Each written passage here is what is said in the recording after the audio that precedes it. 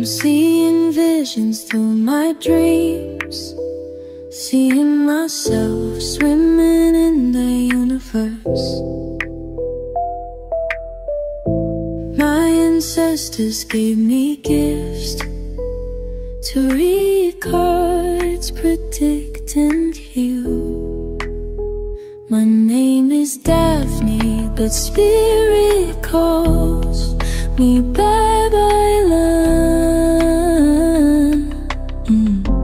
Angels communicate through numbers. Intuition is so deep. The gift I fully embrace within.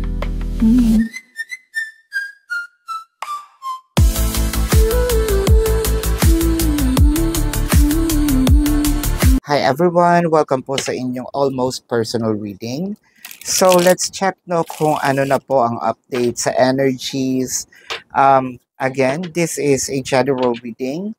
Baka mag-resonate yung buong reading sa inyo, baka konti lang. Take what's only yours. And this is a timeless reading. So kung kailan nyo po ito napanood, the message is meant to find you, no? I feel like meron talagang separation dito with you and your person, whether this is a physical or energetic separation, no? Physical separation, the person might be in a different city, state, a county, country, different planet, no? Ba sa kabilang bahay lang. Physical, no? In separation. Energetic separation, pwede naman nakikita kayo pero hindi kayo nag-uusap, so there's gap. So you're missing those conversations, no? Or yung physical touches. Wow, it kind of make me feel that someone here just disappeared. Someone here probably hindi nagpaalam. Someone also might feel like I was ghosted, no? By my person. Someone might also feel like nilalaro or feel like pinaglalaruan ang aking emotion, itong relationship. So, somewhat, medyo may pagka kabato, no? Kinakabahan ako kasi hindi ko alam kung anong ginagawa ni person, no? Hindi ko alam kung babalikan pa ba niya ako, kung may inaantay pa ba ako, no? But I feel like something is going to happen in here with the change. So there will be a shift of energy, there will be a change, no? Or transformations in this connection. And I hope that the transformation is something really positive, no? Dahil sayang naman itong mga efforts na ginawa niya at lalo na yung ginawa mo, no? Hindi rin biro ang efforts or ang energy na pinuhunan mo dito sa relationship na ito. With the Page of Swords, so chances are medyo siguro feeling natin na eto na yung taong para sa atin. Probably we are dreaming or daydreaming, no? Na itong person na ito is ito na yung taong maglalakad, no? Kasama natin sa altar, or building a family, whether this is just in your imagination or this is a verbal conversation that you and your person had, no? With the 8 of Wands and the 9 of Swords. So bigla na lang nagkaroon talaga ng mga changes. And you were a little stressed kasi parang biglaan. Biglaan yung nangyaring nawala siya. Biglaan yung nangyaring hindi siya nagparamdam. So parang na-stress tayo to a point hindi tayo nakakain, hindi tayo nakaka-function ng mabuti, hindi tayo nakakatulog ng maayos, no? With the 10 of Pentacles and the King of Swords. So ang nakikita natin dito, medyo para kasing feeling natin ang laki ng nawala sa buhay natin. It can be na meron silang, lalo na doon sa mga nag-iipon, no, na meron ng bank account together, kasi baka feeling mo tinakbo na yung pera, no, or hindi na tayo babayaran kung may utang tayo. Of course, kahit sino mai-stress, no, dahil at one point in time, kasi ang promise natin, ito ay para sa ganito, di ba? Hindi ito, yung, kumbaga, hindi ko naisip na magagawa mo sa akin yun. And I am not entertaining that. Pero kasi medyo kinakabahan ako sa mga nangyayari and hopefully hindi. So ang dami, no? Ang daming tumatakbo sa isip natin. With the Seven of Swords. Yan, isa sa mga iniisip natin yan that probably our person is also using that money para mambabae, para manlalaki, no? Or probably baka ginastos ito sa kalaguyo niya if there is na hindi mo alam. So kahit ako medyo mapapraning, kahit ako hindi ako makakatulog, no? Kapag ganito ang naging sitwasyon ko dahil wala akong idea kung ano na nangyayari with the Six of Pentacles and Console. I feel like sabihin nating nagalaw pero kaunti lang. Hindi ito ginamit as in nilustay. Pwedeng sabihin nating nagalaw. Bakit naman kasi aalis, hindi nagsabi? Yun lang. Medyo kasi off. Kung ako yung nasa situation mo, medyo off sa akin yung ganon. Para ano, 'di ba? Ako pa naman, as a person, ayoko yung pinapraning. Mas mabuti nang makatanggap ako ng hindi magandang balita, no? Or yun kasi yung totoong nangyayari, instead of paikot-ikutin mo ko. So ayoko yung ganon. Napapraning ako pag ganon. And ayoko yung ganito, no? With the Empress in here, I feel like parang feeling mo, kasi may pagka-banidoso or banidoso din si person, baka kasi ginamit yung pera for what? Ginastos lang sa either opera, you know, aesthetically, or ginamit yung pera para mag-shopping, magpunta sa, you know, kung saan-saan, hindi ka kasama. There's something about the abundance or wealth or money that is kind of like involved in here. Pero, yun nga, ayaw mo sana maging madumi ang isip mo, di ba?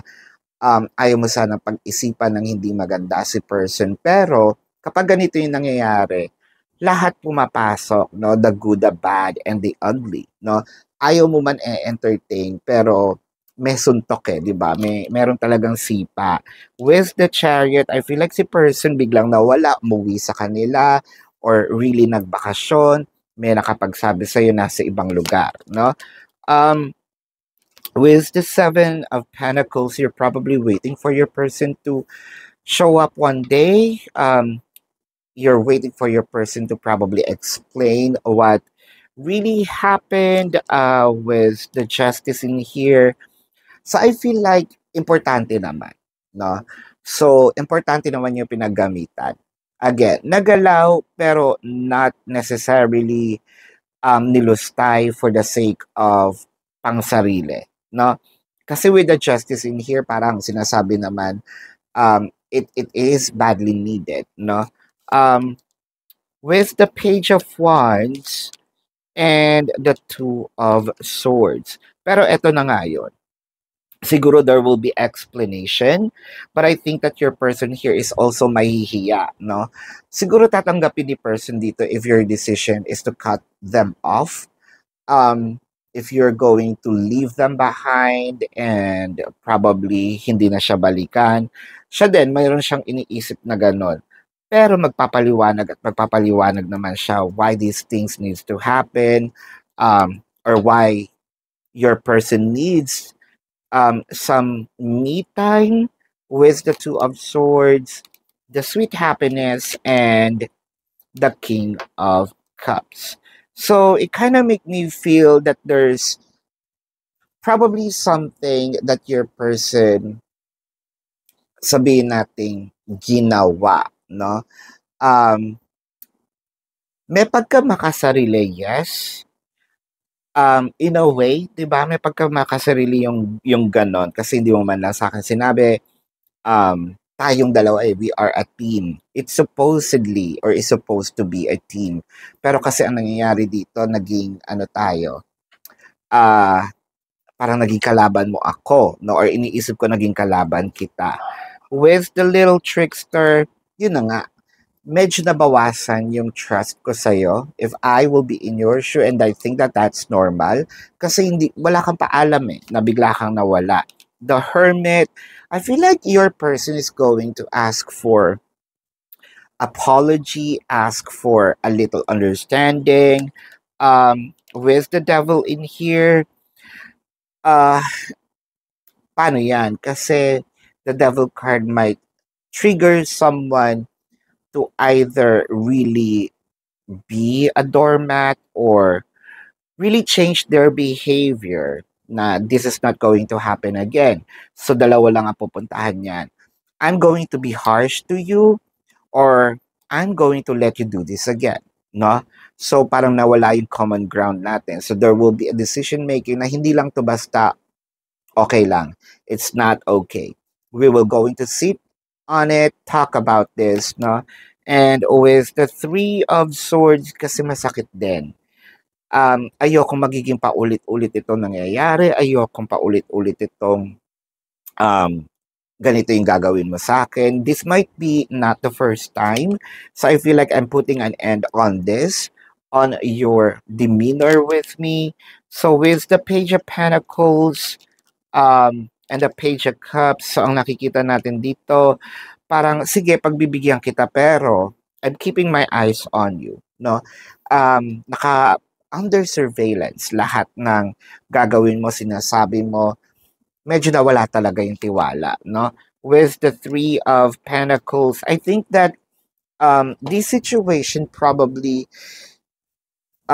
gives you a learning to understand better that you need to prioritize yourself rather than giving your all trust to other people and even to your partner, no? So I think that the universe is kind of like giving you a lesson of wag masyadong ibigay, lalo na't wala naman, hindi pa kasal, no? Doon naman sa mga kasal, dapat you're also trying to save yourself first, no? Ganun talaga, this is life, no? And most of the time, life is unfair. And life is a matter of survival. So I think that you've learned something from here. So let's check the zodiac sign of your person. Pero bago po yan, I want you to know na kung naka-resonate kayo dito and if you have some questions, sa description box ng video na ito, there is a link. Click the link, you will be routed to my website. No, nandun po kasi yung name, number, QR code, amount per question. Take advantage of the 4 questions plus 1 kasi discounted po yun. And if you want to book a private reading, nandun din po siya, no? So, let's check now the zodiac sign of your person, or pwede rin lumabas ang zodiac sign ninyo dito, no?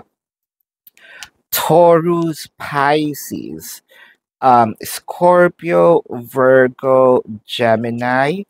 I am seeing Sagittarius, Capricorn, Virgo, Sagittarius, paulit-ulit, no? Cancer, Capricorn, Libra is here, Leo shows up, Cancer shows up,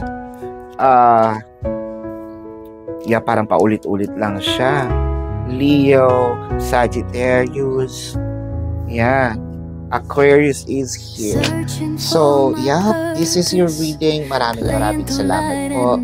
Love and light to you. Namaste. See you po sa susunod na readings. Goodbye.